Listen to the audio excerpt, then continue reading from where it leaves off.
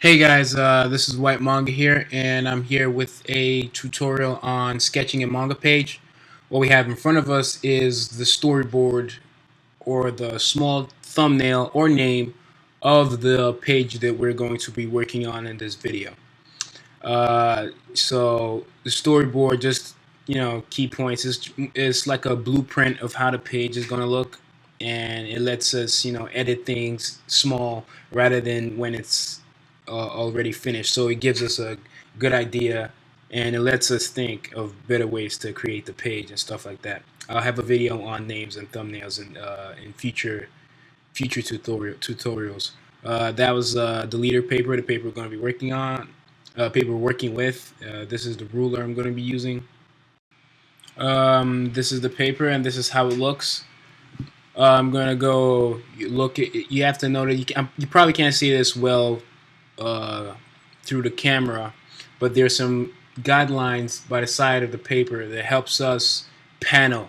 And how to panel is another thing entirely that I'll go through later, but I'll just give the basics for now. The middle of the page is where you can draw anything, and that outer line with like a ruler at the edge, that's going to be cut off. The line after that is going to be cut off as well, but you can draw beyond that. But when you scan it in, that part's going to be cut off. And you can see we have this is a storyboard again, and it allows me kind of simulate those places that are going to be cut off. So what we're going to do now, first thing you want to do is you want to get the panel all drawn using your storyboard. So like I said, creating the storyboard is something that I'll do in another video. Uh, Creating a manga page really takes a lot of time, and there are a lot of things that go into it. So I like to cut everything down into pieces. So this is me drawing out the, for how the comic is gonna look basically. So this is one of the first things you want to have done, and you use the rulers at the edge of the papers to make sure you have straight lines, because that's how you make sure if you're starting with a 3 at the top, you make sure you with a 3 at the bottom, and that'll ensure that you have like a straight line. And the next thing you do is get all the bubbles done. You get all the bubbles out the way, so you wouldn't have to draw something and then put a bubble over it, and it becomes useless because no one's going to see it. So you just get the bubble spaces out of the way. That's like for the text bubbles, where the text is going to go basically. Um, so you get all that done, and after that, then you start drawing. Sometimes you may want to put sound effects after bubbles, then you start drawing. But for now, we're just gonna wing it. As you can see, we have all the bubbles done, and like I said, I'm using the storyboards as a guideline to get the bubbles in the correct places. And now we're gonna start into the drawing. When you're sketching, because you're gonna have to erase all this when you ink. Some people would sketch this page, then have another page over this, and put a light box under everything so they can see the pencils, and they ink on the new paper. So that way they have the penciled version and the inked version separately. But the way I work is I ink directly on the pencils and erase the pencils. Well, I don't have a light box. I don't really care for the light box. I don't really care for the pencils too much. I think it's just part of the process. But anyways, you work however you feel comfortable and however you want to work. So you make sure your pencils are light, and because after this you're gonna have to ink. This tutorial is like the first part of 3. Here we're just gonna work on sketching the page. Then I'm gonna go into inking the page, uh, and after that we'll go into toning the page digitally in Manga Studio. So for now, this is me messing with the backgrounds. They're all sketchy now, but when I'm going to go over it with ink, I'll go over it with microns, and I'll use a ruler for just to make things look a whole lot more accurate and stuff like that. Um, like I said, you want the pencils to be very light, so when you erase, you wouldn't have like parts of the pencils showing. Um, and it will be just to make things easier for yourself, and because sometimes if the ink is not too dry and you're like forcing you're using too much force to erase, you might end up smudging the ink if the ink is not dry enough. So just to be on the safe side, you just, ink lightly. Here's the page. The page is basically finished. I've sketched out where I'm going to put sound effects, speed lines. I've drawn all the characters. If you notice, the characters themselves, they're upside down. That's because they're upside down in the scene. They're all hanging upside down. That's why it looks a little weird. But this is how the page is going to be read when you see it for the first time. This is how it is. And when I put text and everything in the next tutorial where I'm going to ink it, everything's going to make a whole lot more sense. And it'll make more sense again when I'm doing the toning tutorial in Manga Studio 5, where I'll be toning this page digitally. This comic is Apple Black, as most of you know. This is my comic. If you want to read previous chapters of this comic, I'll leave a link in the description for all of you to go check it out. So these are the guidelines. As you can see, I used the guidelines here, the ruler at the edge, and I drew past the other one, which is right before that. They're actually called the outer border and the inner border. The outer one is the one with the ruler, and the inner one is the one where you draw beyond it, but when you scan it, that part gets cut, and the part in the middle is where you draw. Now, if you look closely, that part is where the page number goes, and that's basically it. It's really straightforward, but sometimes you don't put the page number. Sometimes you scan and you put the page number digitally, especially if it's going to be in like print format, and the people printing the book end up putting the page numbers sometimes. And sometimes the page numbers wouldn't show at all if a panel is blocking the spot. Now, if you look closely, you can see this page. You can see a spot by the left. That's like space for just for the left of the book. Because imagine it, because this is like page 5 and 6, and they're gonna be together. If you open a book, this is how they would look, 5 and 6, right? So at the left side of 5, I have a space, and on the right side of 6, I have another space, and in the middle there's like a thinner line that cut. And these parts that will show are the part of the page where it is in that, like the inner part of the page, that's not the outer border or the inner border. So that part is going to be, that's the page 6 is what we're working on. So if you notice, my space is on the right.